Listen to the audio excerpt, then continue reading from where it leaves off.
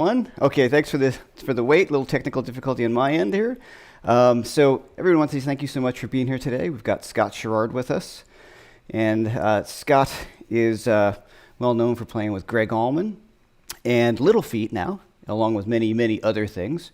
Quite a resume you got, Scott. And what we're going to talk about today is Scott's going to do a little lesson on playing some guitar, and then we're going to talk about all sorts of music stuff like we normally do. So first things first, thank you. We have the tip jar. Phil is here helping out, which is super great for Phil. Thank you so much. And Scott and I both have many things that we want to get your attention to. So Scott has got courses on TrueFire that are available, and he's got a 30% off link, right, Scott, you said? That's right, yep. And then he also was doing a number of live streaming events, and all those links are in the description, and Phil is going to post them. And like I said, if you go to Scott's website and you want to pick up his TrueFire courses, that's a great way to do it. You want to study with Scott directly, you can also do that through his website. So, all right, here we go, man. So you take it away just from here, and then we'll come back and do some talking. You got it. All right, well, I've been playing a lot of acoustic lately, and we'll get into more why later, but it's all lockdown-related practice. I'm going to play some slide for you in standard tuning and kind of the style of two of my personal heroes, slide guitar in particular. Two great Chicago blues legends, Earl Hooker and Robert Nighthawk. They had kind of similar styles. I think Robert might have been first, but I'm going to do little slide playing in standard here on the acoustic. So this is kind of a classic intro these guys used to do on slow blues, and I know Muddy Waters had his own version of doing this thing, but I'm going to do it for you the way Earl and Robert used to do it.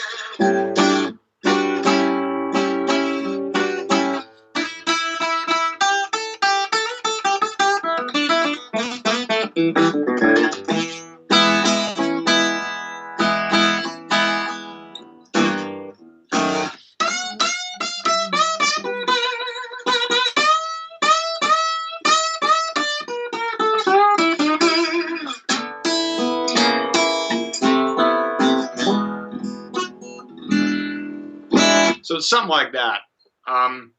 So the intro is a slow blues that starts on the 5. And, what I want to show everybody today is like playing slide and standard, you got to do a lot of muting, but you can get a lot of versatility out of it, which you can hear, the more modern day guys who do this, of course, it's like Warren Haynes and Jack Pearson are two of my modern influences who do slide and standard tuning.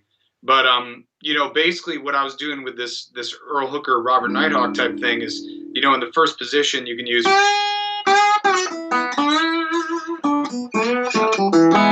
which of course is stuff you can play fingerstyle. And that's the cool thing about playing slide and standard is it gives you the opportunity to, you can take the fingerings and the licks you already know and play them with a slide if you can get your muting together enough. And then a couple things about it. Also, if you want to go up the neck, this is where I usually start my students with playing slide and standard is like this kind of cage method thing where you play an E at the 7th fret and you got this triad, the 5th, the root, and the 3rd. And you can just put your slide across. You got to mute behind the slide. You got to mute with your right hand. But if you get those 3 notes and usually the first song I teach my students with slide and standard is Can't Be Satisfied, where you slide up to the 5th. Then you slide from the minor third to the major, and then the root. So right in there is a bunch of those licks I just played. If you slide up to the root on the first string,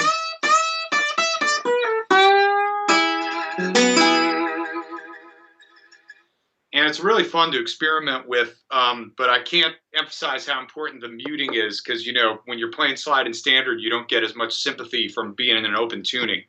But I've been doing a lot of that literally on the front porch lately. Sorry, I have my mic muted there for a minute while you're playing. So do you find it much more difficult to play? Do you play in standard tunings much, or are you just mostly using the open tuning? I mean, other way around. Do you play in open tunings much, or do you mostly stick to standard? Well, what's interesting is that for years and years I played in standard, mainly because, I'm from Michigan and Wisconsin, but I've been living in New York City for 23 years, like you. Mm-hmm. And I think we moved there around the same time, didn't we? In 90? Yeah, somewhere. Yeah, about 90, right? And we didn't really actually meet each other until much, much later, which is kind of funny. That's the weird thing about New York. I know. It's so massive. But basically, I was running around town, as you know, doing sessions and gigs with like one or two guitars. And when I got to New York, I was 20, and I had a guitar that was set up to open G and one that was to open A. And I just got sick of hauling them in a 5-floor walk-up and in cabs and subways.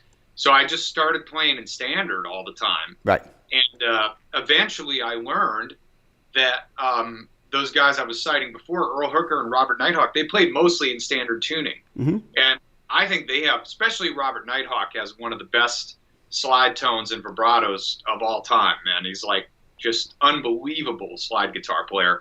He got his style from this cat, Tampa Red, who was more of an acoustic dude. But if you check out Tampa Red and Robert Nighthawk, you'll hear kind of like this style where they go, kind of like what I was doing earlier, is where they go, they'll play.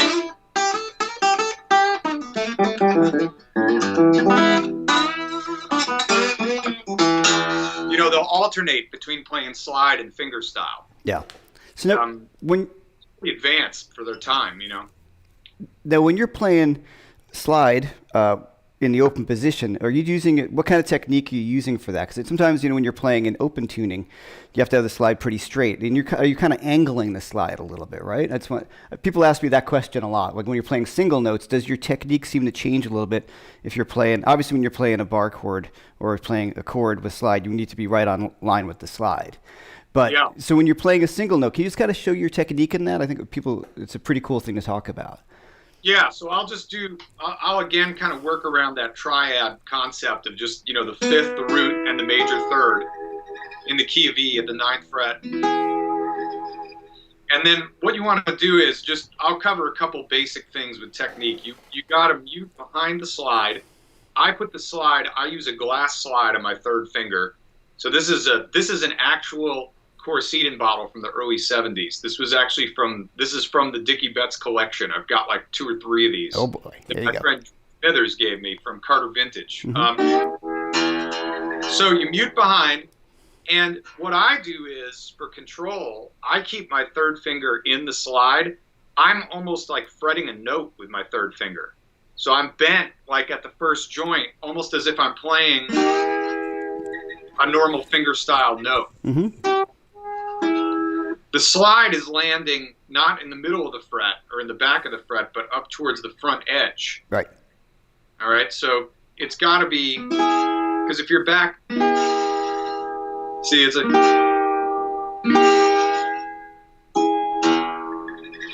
got to be right there. Yeah. Yeah.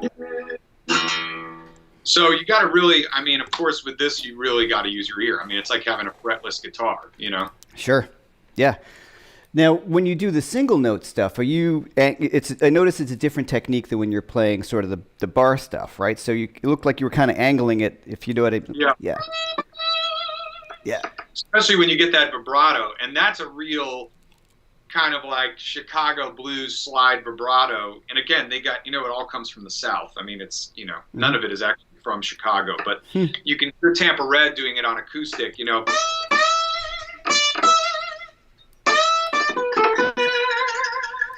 And that type of vibrato is pretty wide, that style doing it. You can do it slower. Mm-hmm. And you got to get that shimmy on the note. And this is where being a singer comes in handy, because to me, it's like really similar to how I use vibrato when I sing, which is pretty sparingly. And you kind of put it on the back side of a note, so you get the note, and you just put a little vibrato on the end of it, Like a vocalist, like you're saying. Yeah. And of course, that with the slide, it's all about that balance between, getting the vocal quality just the same way when you play fingerstyle. Mm-hmm. You want to be doing vibrato all the time, so you've got to kind of contrast your phrasing. Some of the notes have vibrato, some don't. It gives it more of an effect when it actually happens. Right, and so when you're thinking about the vibrato, so when I was getting my guitar right here, so I noticed when you were kind of going to the side down here, where's my sound? Hold on a second. I got a little, wasn't expecting to do any playing, but it'd be kind of cool to show you. So hold on, you keep talking while I figure what's going on with my guitar sound. There we go. I'm ogling your tone gallery. Oh. All right. Good day. Okay, so I'm just going to plug, I don't know what's going on. Anyway, so you were angling the slides. I just want to show you what I'm trying to find out here. Off to the side like this, right? There we go. As opposed to like a straighter hand, right? When you're kind of doing the fills? Yeah.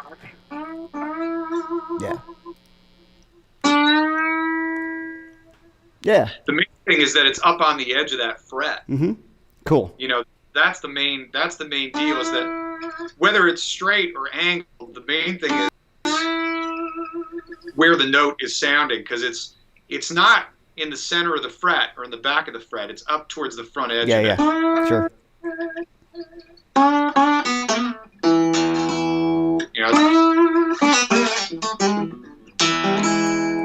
Now, and that's how you fix it. If I could ask you a question, so you're mixing the two. Can you just do me a favor and play like another 12 bar, or maybe just talk us through what you're doing, because obviously you've got such the history of this kind of music, and maybe you could just talk about just not break down what you play, but you're playing standard tuning, maybe where you put your fills. Pretty much they seem to be at the second half of each of the 12 bar, each of the 4 bar phrases, right?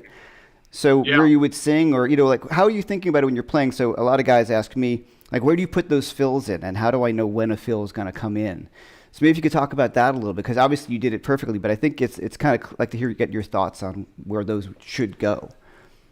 Yeah, well, that's kind of the essence of, like, especially what I do with my students is I always make sure that, first of all, they know the chords and the melody to the song.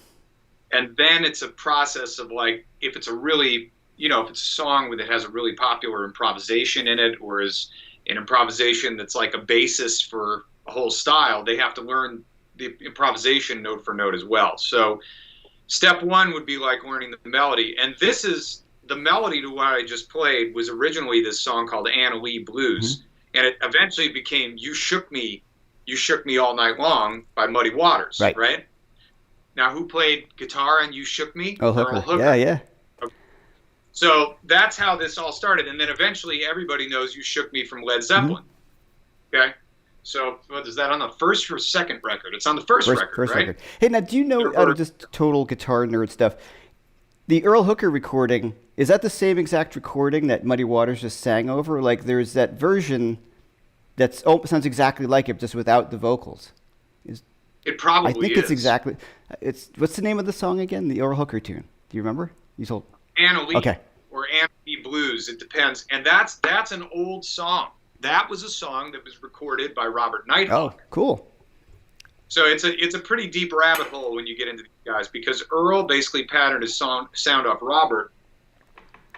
The difference with Earl is Earl Hooker was more like a Lonnie Johnson type guitar player. He could play like Charlie Christian shit, and he had a pretty deep bag. Right. Reportedly I used to play with a lot of older guys when I was a kid in Milwaukee who were from Chicago, and I used to play in Chicago at all the old places, Checkerboard Lounge, Kingston Mines. Mm-hmm. And there was always a lot of talk amongst the older guys about the song Hideaway. Right. Is that originally it was Earl's Hideaway, and it was Earl Hooker's break tune. And when Freddie King came to Chicago when he was a teenager to work, he heard Earl playing that and took it with him to the studio and cut it. Right. And then it became Hideaway. The producer or whoever called it Hideaway. But so Earl Hooker might be the guy who wrote that as well. But there was a lot of sharing going on back then. But so to get to your point, so let's say this melody is Anna Lee Blues or You Shook Me. They're the same melody. Yeah. Okay? So let's go to like my sort of like day one guitar slide and standard move, which is that triad with the 5th root and 3rd in the key of E at the 9th fret. We're back there. So you have behind, you have the notes at the 7th fret. So you have those 2 triads, right? Mm-hmm. And there's a whole bunch you can do right in here, because you have this, then you have like, this is kind of like the 9th with a sus4, you know, then you have the minor 3rd going into the major 3rd, Mm-hmm. which is about as like blues as you can get, Sure. right? You got that melancholy. So that's what I use for the basis of the melody that you get, the "You Shook Me" type melody. So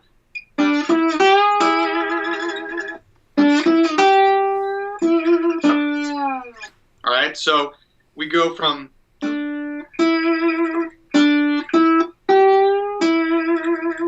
so that's from 7 to 9.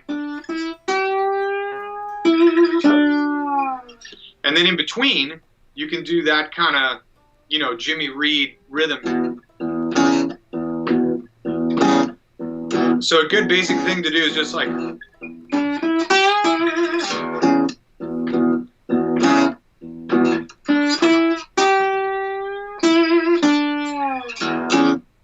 Yeah. to the 4. So then you hit the 4 there, right?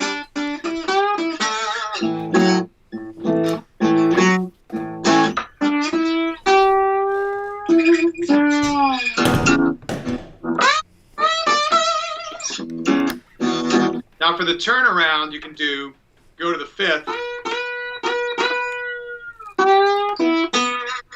right? Mm-hmm.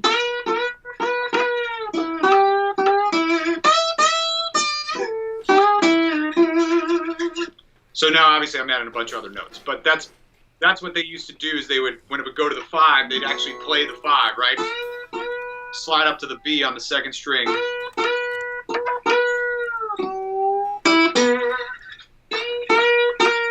And you can do those little, this is very Robert Nighthawk, but Mm-hmm. that's cool. Like, because you got the minor 3rd, the major 3rd, the 4th, the flat 5, and the 5, and you can work your way back from the 5 to the flat 5 to the 4, minor, up to major for resolve. So that sounds like.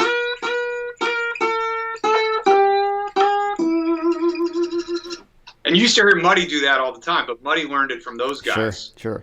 You know, and You know, one thing that I like to do too, just to, if you're not playing slide, you can try to work this stuff out in standard tune. I mean, without a slide, you know, like,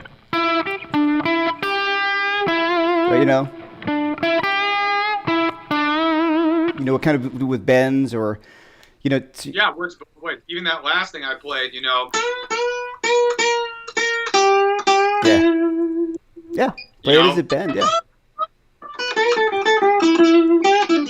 Right, so, you know, You play it all that. so it's not just slide, you know, which is cool. And I think if you look at it that way, I know I've heard you play, you know, and you do those things when you're playing with or without a slide. And that's a really cool thing to think about too, because you're bringing in that kind of tonality or those pitch ideas that you feel like are almost only available on slide until you think about like, wait a minute, I can do that. And I think that's a cool thing to work on.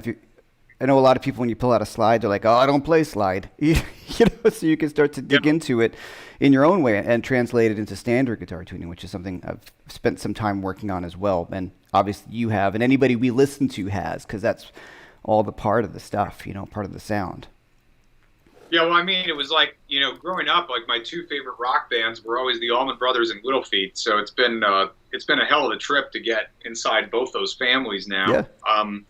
And obviously both those bands, like one of the signature parts of their sound is the slide guitar playing.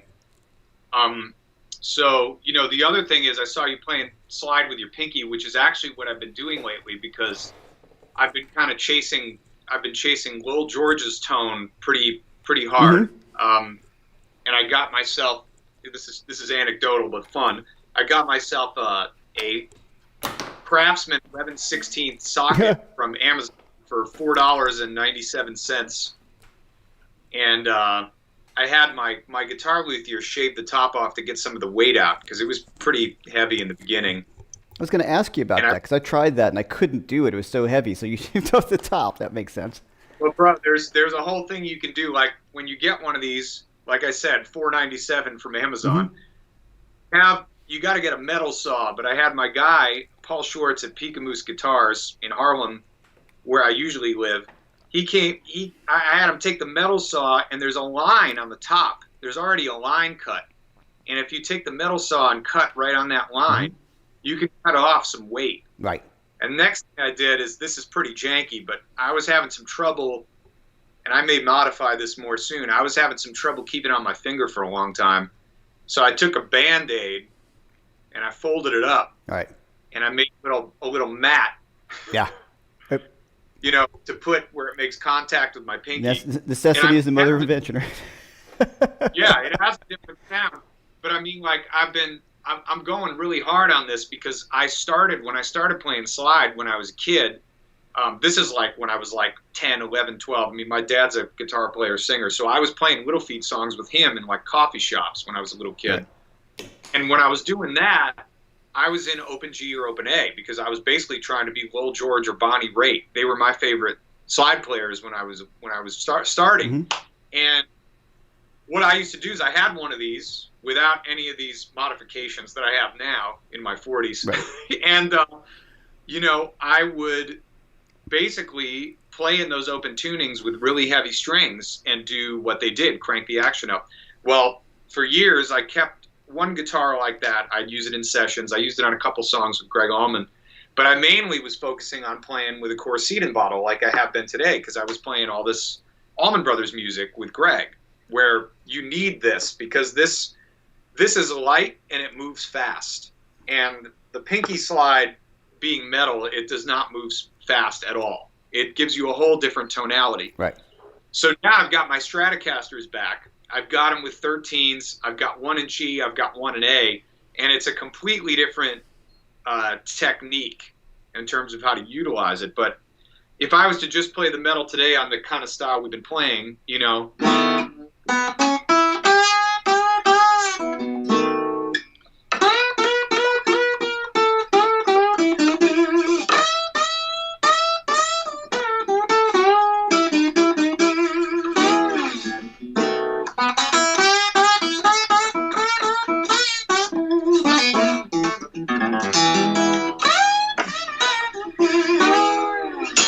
So I'm starting to get a handle on it, but it's been a process. Like I've been figuring out this thing where I kind of use my third and second finger to help.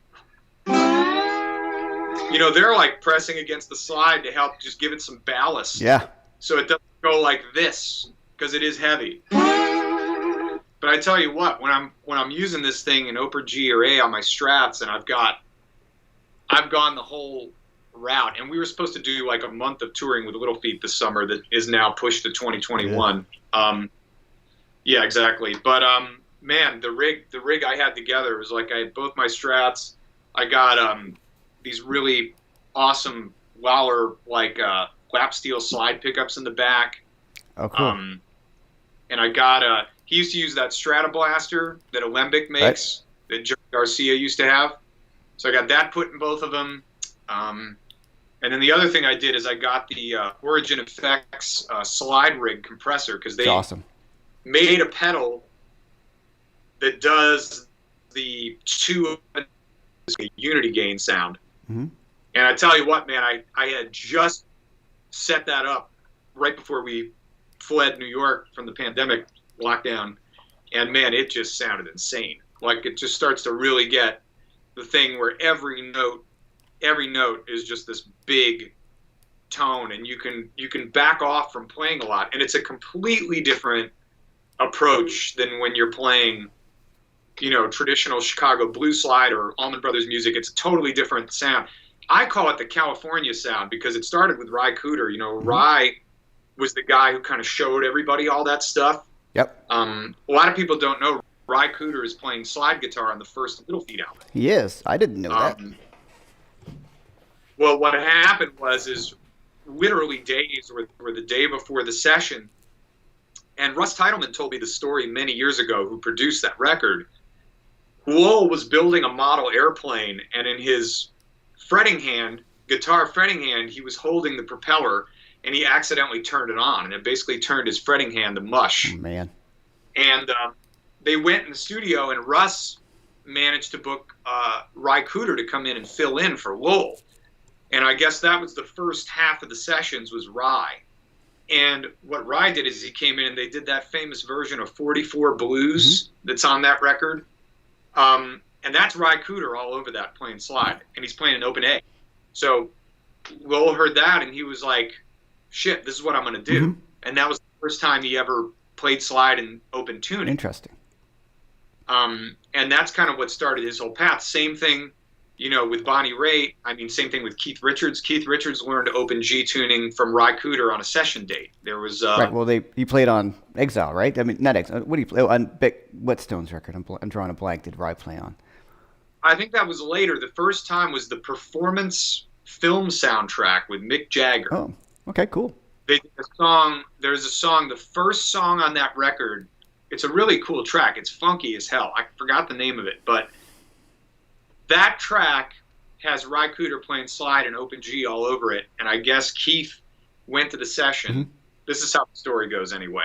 And he saw him playing on the track and he learned the tuning. And then Keith went and did his whole, he didn't play slide with it. I mean, he did his whole version of guitar with that, but he learned the tuning from Ry. And then another thing, yet again, with Ry Cooder strikes again, I call it. You know, Ry and Jesse Ed Davis were buddies, and they were in a band called Rising Suns with Taj Mahal when they were kids. And, you know, the story goes is that Ry and Jesse Ed were showing each other stuff, and I don't know who showed who what, but Jesse Ed Davis on that Taj Mahal record is the whole reason that Duane Allman started playing slide guitar.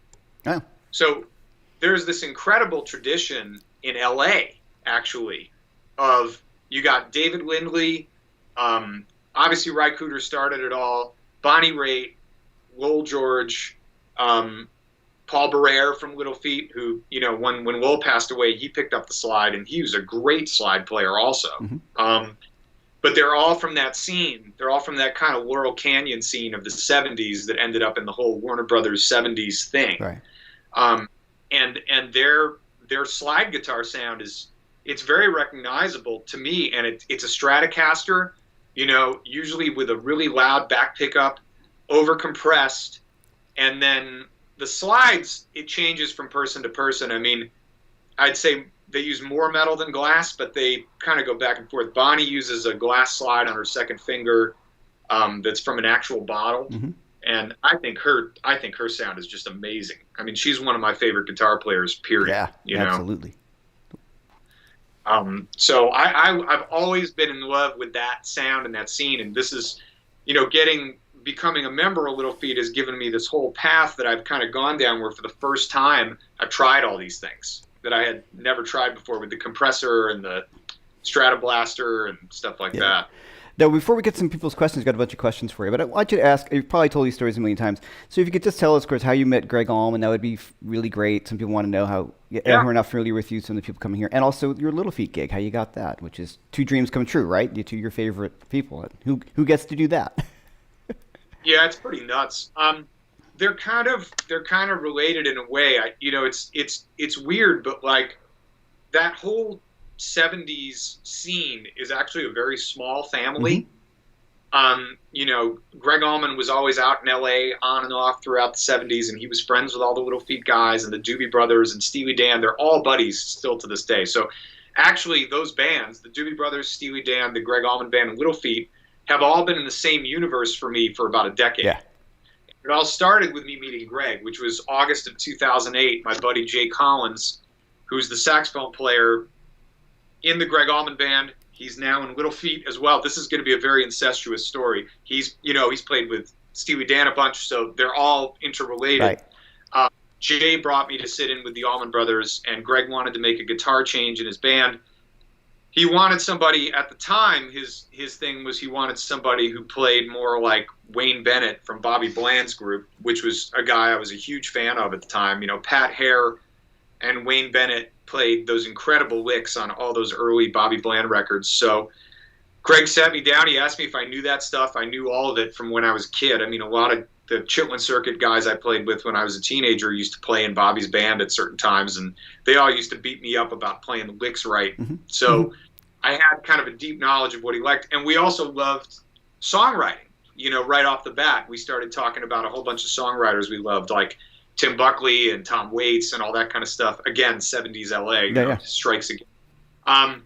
So we hit it off, and, you know, I sat in with the Allman Brothers, and we had a blast, and he was like, you got the job, I'll see you in Savannah. And, you know, went down to Savannah, rehearsed with him, and just started touring with him. And after a few years, we became really close. We wrote some songs together. He had me take over as musical director of the band. We remade the whole band and did a live album called Back to Making Live. And then our final lap was we went to Fame Studios with Don Was and our road band that we spent all that time putting together and cut Southern Blood, which of course was nominated for two Grammys for a song Gregg and I wrote called My Only True Friend, and for the album, for I think it was Americana album or something. But and then Gregg passed away in 2017.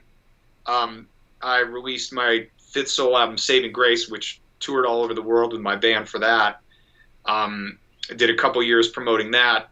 And then the Little Feat thing, just to tie it all together, I did a lot of touring with the Gregg Allman Band and the Doobie Brothers together. And Bill Payne was playing piano in the Doobie Brothers. Bill Payne, leader of Little Feat, a founding member of Little Feat, was in the Doobie Brothers when I first met him. And I sat in with the Doobie Brothers dozens of times on those tours and became really tight with those guys. Well, they liked the Gregg Allman camp so much that when Gregg Allman passed away, they took Mark Quinones on percussion and put him in the band. They took two of our horn players, Mark and Art from Memphis, Mark Franklin and Art Edmiston, and they took our crew, our road manager, our our person. Yeah. So the two worlds, when Gregg passed away, the Doobie Brothers and the Gregg Allman Band kind of merged. And last year, Paul Barrere of Little Feat was really ill, and it was a very tragic situation. The band was doing their 50th anniversary tour, and he was having a lot of trouble performing, and he was in the final stages of liver cancer. Ironically, the same thing, and tragically, the same thing that took Gregg Allman, the same ailment. So I know intimately how that goes in the end stages, and it was, especially with a man who wanted to perform all the way to the end, and it was a real struggle for Paul. And Bill Payne was going between touring with the Doobie Brothers and Little Feat last year, and he was out on the road with the Doobie Brothers, and he was turning to everybody in the Doobie Brothers and going, I don't think Paul is going to make this last leg of the tour. I need someone to fill in. Right. So everyone was telling him Scott Sharrard, and he's like, wait, does Scott sing? But he just remembered me as this dude who like sat in with them, on guitar. He didn't know your history. You have all the other stuff. Yeah, sure. Right. And he's like, but I need someone to sing like Lowell. And he goes to the tour manager, and he's like, you need to call Scott. He goes to Quinones, you need to call Scott. He goes to Jay Collins, you need to call Scott. He's like, everyone. He's like, who is this guy? Right. So finally, Bill Payne calls me, and he goes, so you really know Little Feat music? And I said, Bill, you don't understand. This is my favorite band of all time. Lowell George is my number one hero as a singer, songwriter, guitar player.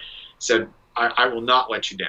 And the shows, I had 3 weeks to learn the gig, but I already pretty much knew the gig. And Bill Payne says to me, he says, everybody says that, Scott. Everybody says they know our music. Then they come sit in with us and they can't play it because it's tricky. Sure. I mean, their stuff is really deceptively simple. It sounds simple, but it is not. And I said, don't worry, I won't let you down. And the first day I went to play with the band, it was in Long Island. I get to the sound check and set all my gear up, and then I get a phone call from Jay Collins, who also plays sax in Little Feat, and he says, Scott, we're coming over to the venue, but I got to tell you, I'm filling in for Paul Barrere. Well, Paul Barrere died that day. Oh, man. As the band is coming over to meet me at the first sound check rehearsal, at the first gig of we have a gig that night. Right. They came in, they were all tore up, they were late, and we ran over a few things. And then I did the gig. Wow. And they announced Paul's passing from the stage. I didn't know what was going to happen, but we had this phenomenal gig. And Bill Payne came up to me at the end, and he's not a guy who BS's anybody. And he said to me, he put his arm on me, I'll never forget it. It was a great moment. And he said to me, he said, Scott, you do know our music. Which is awesome. Yeah. That was a great moment. And then from there, it was like the band and I really bonded over the rest of that tour. And then we went to Jamaica in January to do a week with Los Lobos and Anders Osborne. It was just phenomenal. It's just, they're like family. And we're preparing some content online to share with you guys too. So there'll be more in the meantime. But next year, you're going to be hearing a big noise from us, I think. That's fantastic, man. Yeah, it's great stuff. Well, they're an awesome bunch. Which is so great. I mean, you join your dream bands. I mean, like I said, who gets to do that? And it's funny because when people, I'm sure, any guitar player, we've all been in the business. Yeah, I know the material. And I think you and I were talking. I think I've had to play Dixie Chicken on a gig. I'm like, what is going on? I thought this was easy. Like the changes are. Right. I remember that. Another tune of theirs. I'm like, why am I having such a hard time remembering this song? Because it sounds simple, but it's not just a basic form, if I'm not mistaken, right? I mean, it's been a while since I played it, but. I mean, I've always tried to find an analogy for musicians to understand Little Feat, and the best one I've come up with, and I shared this with Bill Payne. I've been saying it for years, and when I told him this, he said, "That's exactly it." I said, it's like John Lee Hooker playing with Herbie Hancock. Okay. Right. That's Little Feat, because it's like the shit that's going on with the bass and the keyboards is very complicated. Mm-hmm. Okay. And funky and like sophisticated. And the drums, I mean, that relationship in that band is like the core of the sound, but with the guitar and the vocal, it's blues and soul music, like 100%. Right. And every song follows the vocal. It doesn't matter which song you're talking about. Long Distance Love, Rock and Roll Doctor, Dixie Chicken, they all follow the vocal, and they have all these drop beats, odd bars, weird shit. But like playing with someone like John Lee Hooker, if you follow the vocal, you'll never be lost. The 5 is going to come when it's supposed to come, with words. Gotcha. It's not going to come against a bar. So the biggest mistake people make with Little Feat music, from what I've heard learning the gig, is that they write everything out and they show up on the gig and they try to play. So you're saying they do it different? Do they do it different every night because you're following the words, or is it? There's a little bit of that going on, not as much as you would expect because it's been so long for some of these songs. But I think that those guys are they're snapped to a grid, which is, this is how, and it's in my opinion, it's the best way to play music, because they're all so in tune with the song, the melody, and the vocal that they follow it anywhere it goes. Right. And you know how Lil George came up with Rock and Roll Doctor, for example? The guys were telling me this story, is, Lowell was like, he had a whole home recording studio set up, and he would cut and paste bars together, in these odd fashions. And apparently that form to that song, he made a groove and he cut it up in all these random ways. It was almost like William Burroughs writing Naked Lunch or something. He like cut up the tape in all these random ways and gave it to the drummer Richie Hayward, and he said, "Hey, learn this." Right. And basically, that's Rock and Roll Doctor, which is one of the most twisted song forms in rock history if you start counting it out.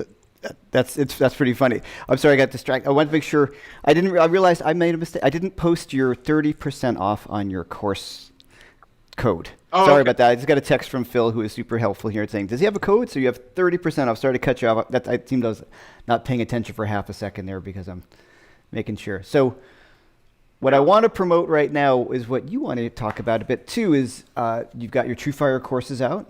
And, when everybody's off the road right now, this is how we're making our living. And we've talked about that supporting us, something like your truefire courses ordered through your website directly really affects our bottom line very quickly. So Scott has been cool enough to offer. He's got his great courses out.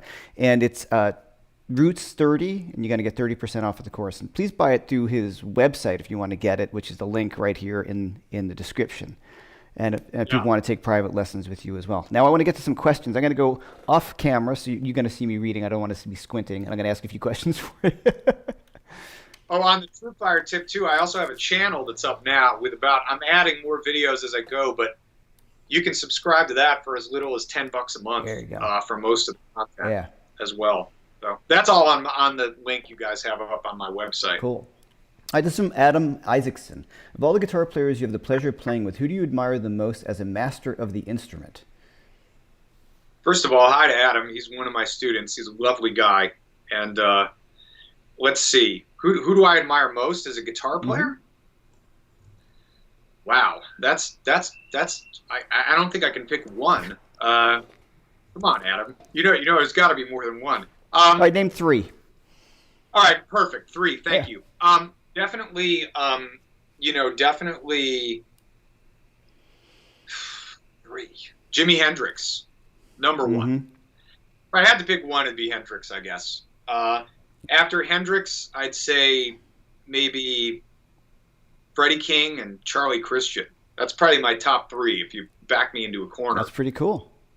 I wouldn't have guessed that. I mean, certainly, Hendrix I could understand, but the other 2, great. That's excellent. So I want to say hi to 5 Watt World is here. Keith's got a great page, YouTube page. Thanks, everybody. And all Bevy's here, all these great people stopping back in all the time. Thanks to everybody. Okay, getting some more questions. Did you go to music school? This is from 5 Watt World. Did you ever go to music school, or did you just pick a lot up by street theory, or both? 100% both. When I was a sophomore in high school, my family moved to Milwaukee, Wisconsin, and I got into a very prestigious jazz program there at Milwaukee High School of the Arts, West Division, and that completely shaped my life. I mean, one of our two adjunct professors were Mel Rhine, the guy who played organ on all the Wes Montgomery trio records, and Gerald Cannon, who played bass at the time with Elvin Jones' Jazz Machine. Oh, cool.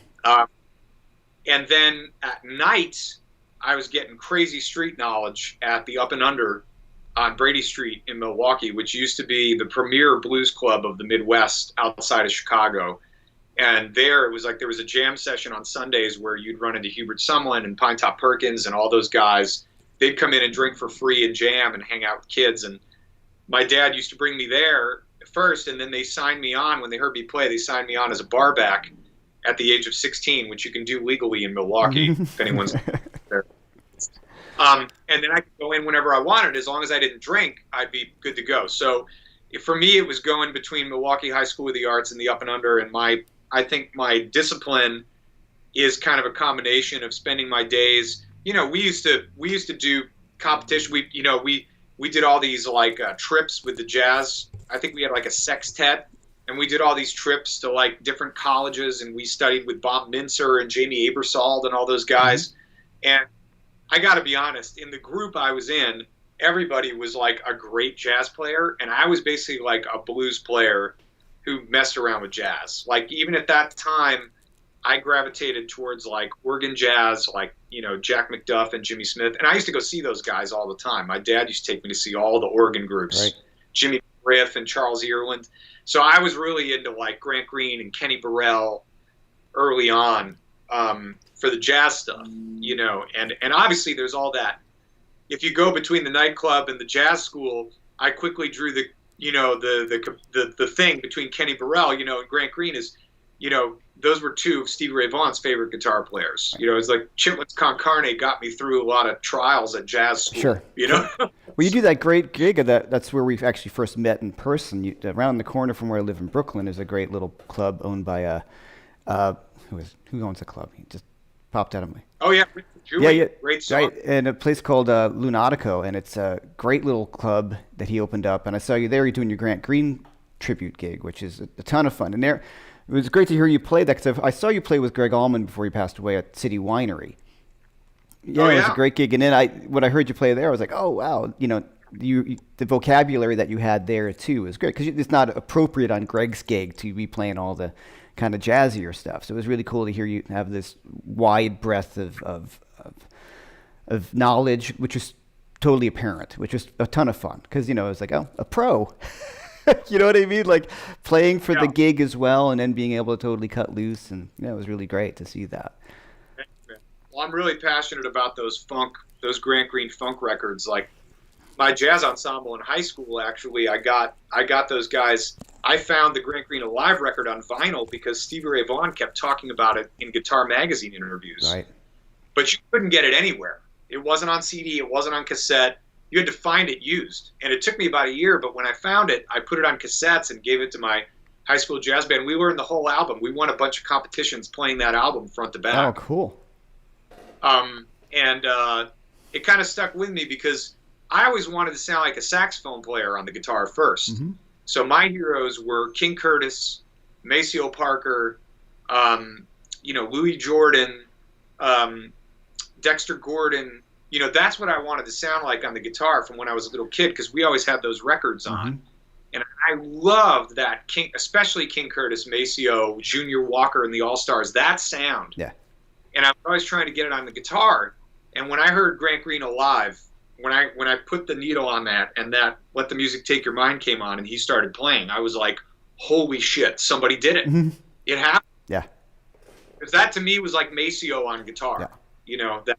That knowledge that he was putting out and that feel, man. I mean, that's just like single note heaven, that record. Well, what's interesting, for me, and I think you're younger than I am, and it's the history. And when you think about like getting the gigs that you've gotten, it's because you have the history of a lot of the guys who you play with. You know what I'm saying? Like, not a lot of younger guys, whatever younger means anymore, have the knowledge of the earlier stuff as much as you do, right? I think that was really cool. That it was like a shoe-in for Gregg Allman. Like, my background is like metal.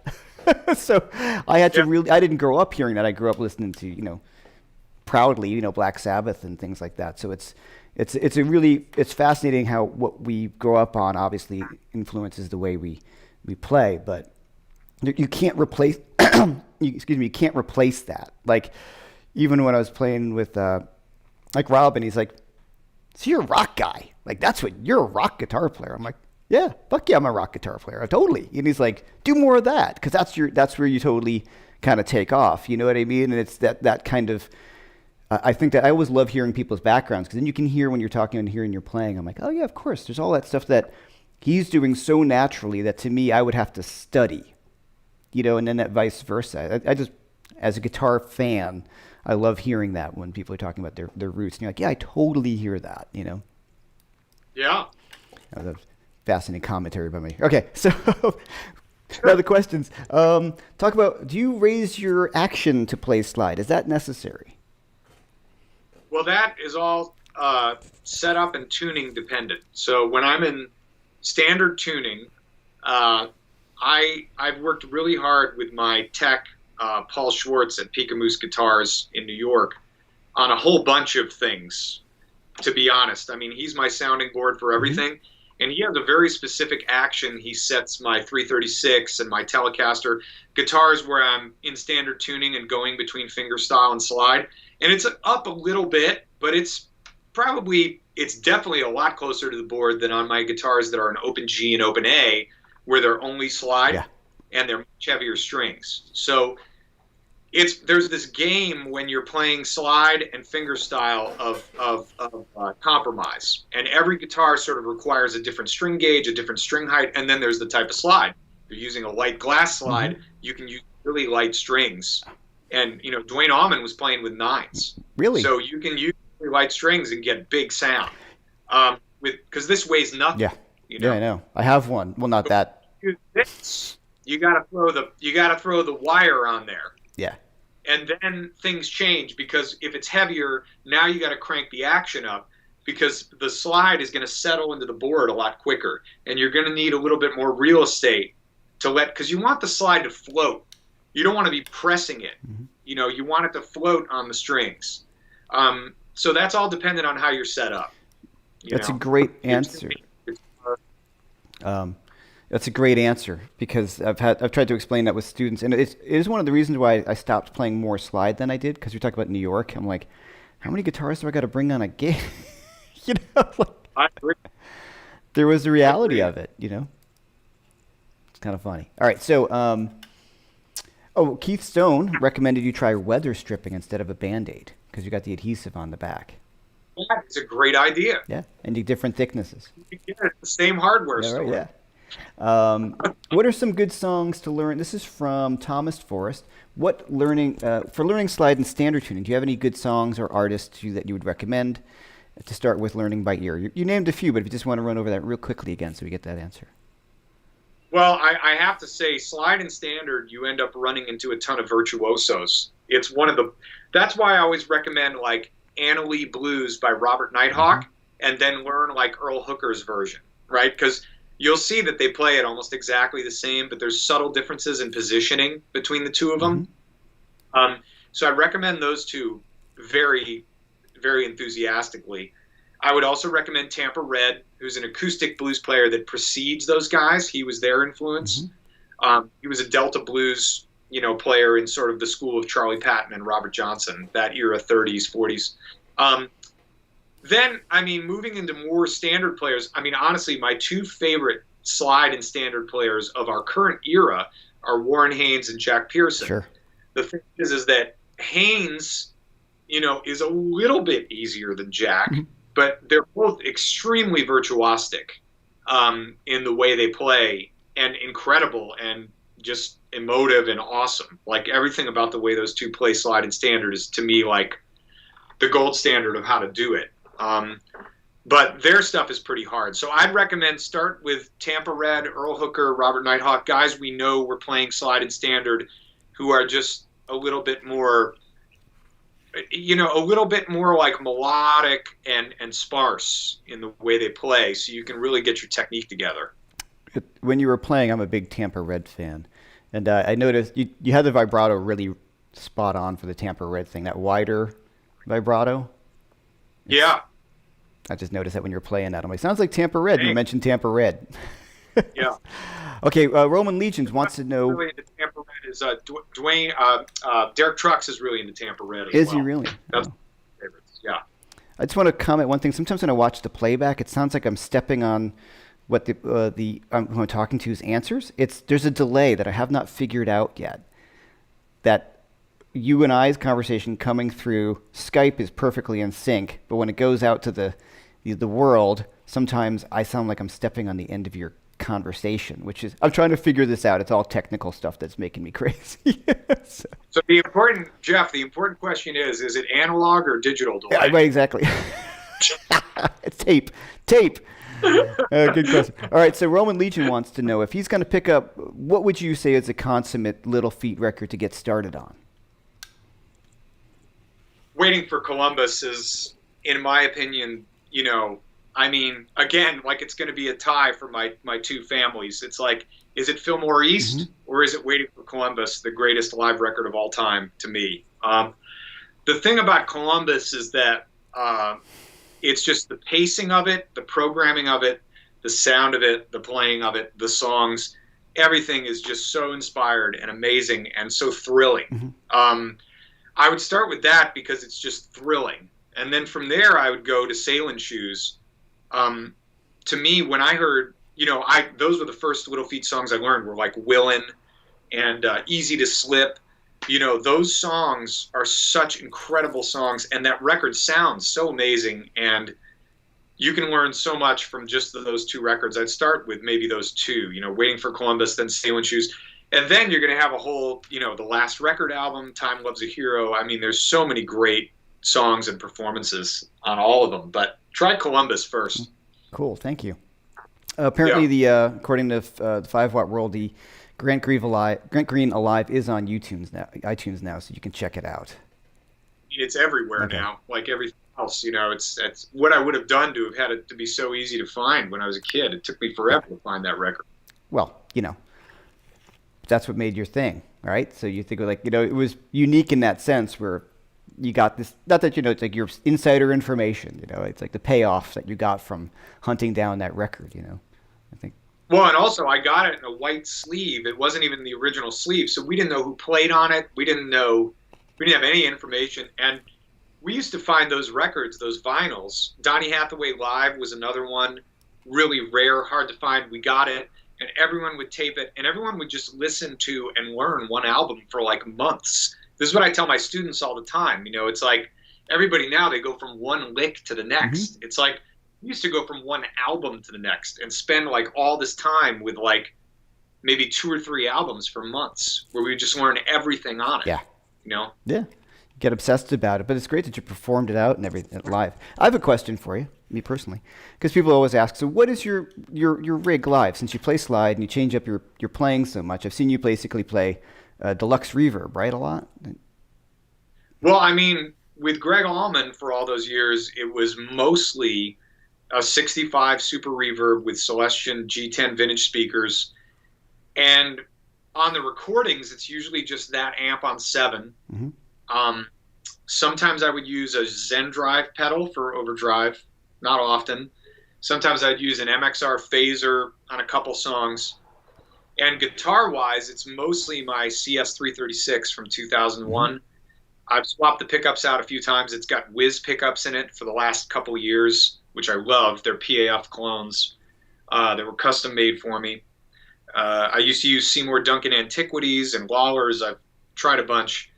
And then I have, in that guitar, I have a master volume in the sound hole. It was heavily modified for me by Paul Schwartz, again, at Pika Moose in New York. He put in high-grade speaker cable, locking tuners, tusk saddles. But I'm really a guitar and amp guy, and mostly, like, up to this point, I've been a blackface Fender. My main one is a Vibrolux that I use with my band. And when you heard me at Lunatica, I have an old Vibrolux. I have 2. They're a 65 and a 66. The 65 has the original black gold Jensen speakers. The 66 that you heard me play was the G10 vintage Celestions.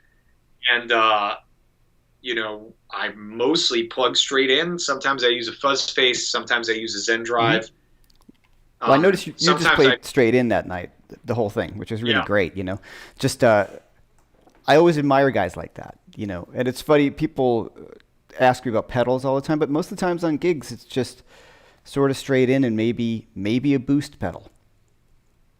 Really it. You know? Yeah, it depends. And then with Little Feat, I've kind of added a whole complexity to my life, because I've got to kind of do Paul Barrere's style, Endwell's style, and get myself in there. So I'm building a rig right now. I see you got it behind you. I just started talking to Two Rock again about doing something, because I really like where they're going with the brand. I mean, I had a long time ago when they were Premier Builders Guild, my manager used to be this great guy, Howard Swimmer, and he was running the scene.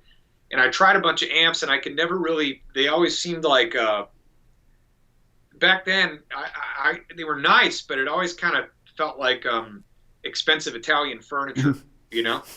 It was like, it looked great, but it wasn't comfortable to sit down on.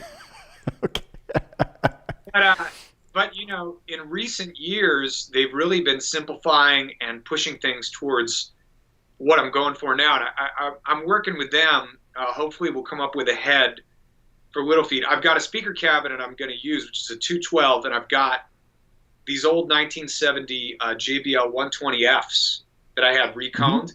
That's the greatest speaker of all time. I mean, if you can get a JBL 120F, it will change your life forever. Really? I don't even know about them. Oh my God. I will, after this, Jeff, I'm going to do an email with you and Glenn Harrell in Georgia, who was Dwayne's buddy, and he makes these speakers for Jimmy Herring. He got into these speakers through Dwayne Allman, and this guy knows everything about what sounds best through a Marshall in particular. And he's a fascinating cat, and you can go way down the rabbit hole with him. But have him get you some, because what he has a private stock, and he'll recone them for you and send them to you. Wow. Okay.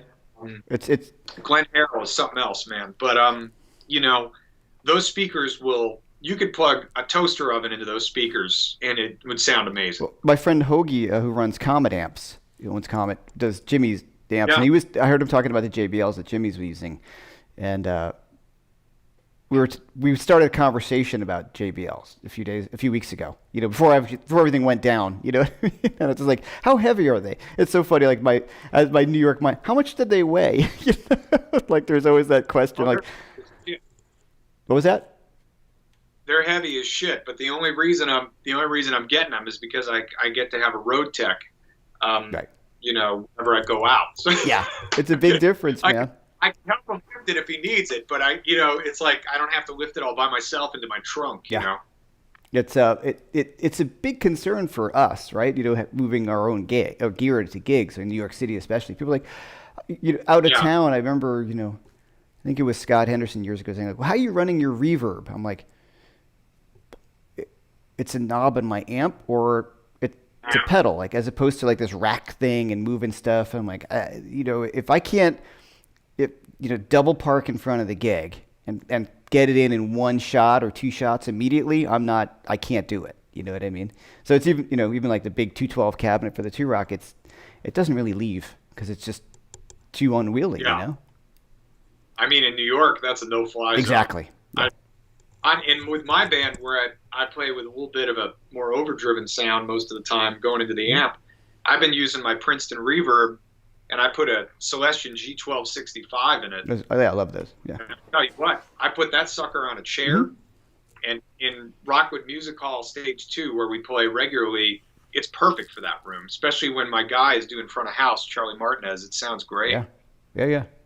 Well, let's see, just before we wrap up, I want to say thanks to everybody who's been here. I see Brett Papa was in here. I see Nesbitt, all these the people who are always coming in every week to hang out. I'm glad that you That's great, man. joined us this week. And just anything you want to say first before we go, man? First of all, I want to thank you so much for being here. It's been great getting to know you over the past few years, a year or two. And we're supposed to do something in September, but who knows what's going to happen with that, right? I mean, weren't we? Well, it's kind of you and I playing music together has sort of become a waiting for Godot scenario, but I think it's going to happen. True. We've had some great hangs. We've drunk tequila together. We haven't played music. I don't know. Well, the few times you're playing around the corner, you asked me to sit in, which was great. And there were like the times I was out of town. It was just, I don't really go out of town all that much, but they were like, you play once a month there or something. And it just seemed to have coincided with the I'm out of town. So yeah. We'll figure it out hopefully eventually. Actually, in terms of stuff to plug, I mean, there's going to be TrueFire on my website, as you mentioned, scottsharrard.com/TrueFire. I have a channel you can subscribe to. I have 2 courses, and you got the 30% off discount for those. I'm also teaching private lessons, which you and I were talking yesterday about. I'm pretty jammed up, but I could still fit a couple more people in the boat. So. You can contact me through my contact page, scottsharrard.com/contact. It's on my website. And then we have a really, I'm lucky. I have a team I work with, a great publicist and social media manager. And next week we're going to have a big announcement. I'm going to do, I've been kind of biding my time and getting the right gear and getting set up. And starting in June, every Friday, we're going to release a full album solo acoustic set, that I'm going to perform, and we're going to film it in advance, edit it in advance with interview segments, and then broadcast it every Friday night from my Facebook page, which you have a link for as well, at 8 p.m. And I'm going to do four weeks, 4 Fridays at 8 p.m. Gregg Allman's Laid Back album, my last solo album, Saving Grace. The 3rd week will be Little Feat Sailin' Shoes, which I've mentioned that record earlier. And the 4th week will be Gregg Allman's Southern Blood, which is the record I produced and wrote and played on with Gregg and Don Was. So that's whole album front to back, me with a bunch of acoustic guitars. I'm going to have like my dobro, my 12-string. There's going to be, it's pretty complicated. I was putting it together yesterday, but and there's going to be some interview snippets and stuff. I think it's going to be really nice. And then when we're broadcasting on Fridays at 8 in June from my Facebook page, I'm going to interact with people and answer questions and stuff and kind of watch it with everybody live. So that's the concept. And next week we're going to start releasing all the details. I got Rio Negro, who's the famous, incredible graphic artist for the Grateful Dead, is doing a unique sketch for each week of each album. So we're going to release that every week, and we're going to have merch associated with it. So it's going to be a lot of fun. But this is my first foray into this. I've been trying to be careful with it. I didn't want to rush in with something that wasn't worth people's time, but I think that it's been really exciting to relearn this music and play it as a solo. The last year I've been doing tons of solo acoustic gigs, so I feel like I finally have some road in front of me to do this. And it's not easy to play and sing solo acoustic, especially that music. No. Are you going to put it on? Are you going to put it on YouTube? Are they going to live there as well? Are you going to start? And just for the month of June, every Friday at 8 from my Facebook page, which is the Scott Sharrard Music page. I can't, my personal, I can't hold any more friends. So we're on the Scott Sharrard Music, which is in the link here. And if you follow us on there, you'll get all the details. Start in July, we're going to find a way to rebroadcast them, which is TBD. And look, if it goes well in June, we're just going to keep doing these full album things every Friday until people don't want them anymore, because I got plenty of full albums I want to play back in that format. Right. Cool, man. That's really exciting. That's really cool, because then you're in charge of all of it. It's putting out the thing that you want it to come out, and I think that's fantastic. I'm looking forward to checking it out. And it's also going to put them on Facebook. It's great. Yeah, I think I just wanted to be careful with that in terms of the content, because we're all out there so aggressively right now. And honestly, man, I just, the overwhelming support from people as a musician has just been phenomenal. I mean, I'm even right as here soon as too. This my YouTube channel. I'm overwhelmed by the generosity and the support that I've received. Man. It's incredible. Yeah. So, let's keep it going. Let's keep, the quality, the content you've been doing is just spectacular, which I think you were well positioned for this, and you're kicking ass, which is what we need to see, because it keeps all of us on our toes and makes sure that as an industry, the beauty of this, Jeff, is it allows us to interact with fans without anyone else in the industry interfering, because for so many years, I'd say arguably, I would say since the late 90s, record labels in particular and the publicity campaigns associated treated our fans like demographic numbers. Yeah. And I think, that really destroyed the revenue generating process of being a musician. And I think what you and I have worked really hard to cultivate is this direct connection with everybody. And I think it's beautiful, man, because I think we're all learning together, we're all inspiring each other and supporting each other. And that's really inspiring to know that, guys like you and I can just do this using this technology and finding a way, like I said, like you do, I'm trying to do the same, is try to cultivate the content in ways that are really meaningful as opposed to just throwing it out there, Right. I've been really blown away by the generosity of the community of people like Keith from 5 Watt World and Rick Beato. I've been talking to Rick, like just giving me information, just here, this is what you should do. Let me help you as any way I can, and other friends. And so what that wants me to do is all my other friends, the same thing. Like, what can I help you with? My friend Hermano, who's helped me with all the technical support. It's just been great, because I think though it's a horrible situation as it is, I think there's going to be a lot of long-term changes.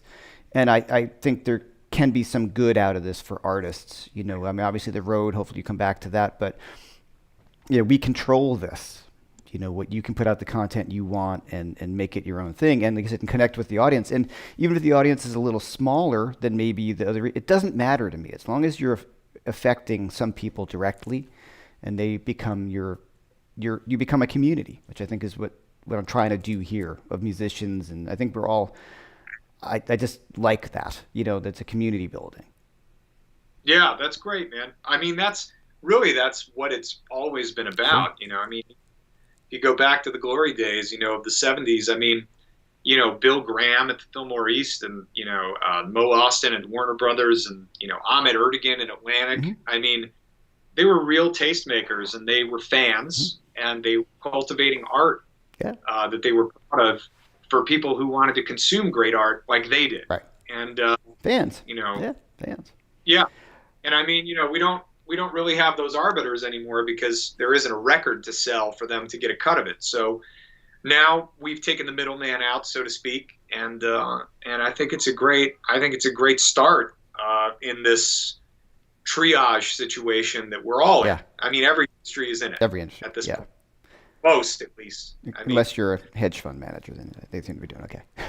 It'd be a good time for that. I don't know. All right. Well, I want to. I want to say once again, thanks for being here. So next week, for me, every Wednesday I do the lesson live. So we're going to be meeting on Wednesday at 4 o'clock. I'll be here again, and then next Saturday morning I have Andy Wood is coming on. We're going to talk with Andy Wood. He's going to be doing some playing. The following week is Josh Smith, and in the week after that is the return of Jason Laughlin, because Jason was my first guest, and the audio was just a nightmare. So I felt like he's such a good teacher and player. We wanted to bring him back and give him a fair shake at an echo-free environment. Jason brought me into the Truefire family. Actually, this is all his fault. Oh, cool! He's online right now too. All right. He's a great, amazing player. Absolutely. So everybody, once again, please check everything, all the links out. Scott, follow Scott. Me, I've got my new Solo Explorer course out. That is live 25 for 25% off that. I've been overwhelmed by the response of that one so far. So thanks, everyone. And we will see you later. Thanks, Scott, so much once again for being here, man. I really appreciate it. So great to see you, Jeff. Stay safe and healthy, man. You too. We'll have you soon, all right, right? Man. Cheers, Bye-bye. brother. Take You care. too. Bye.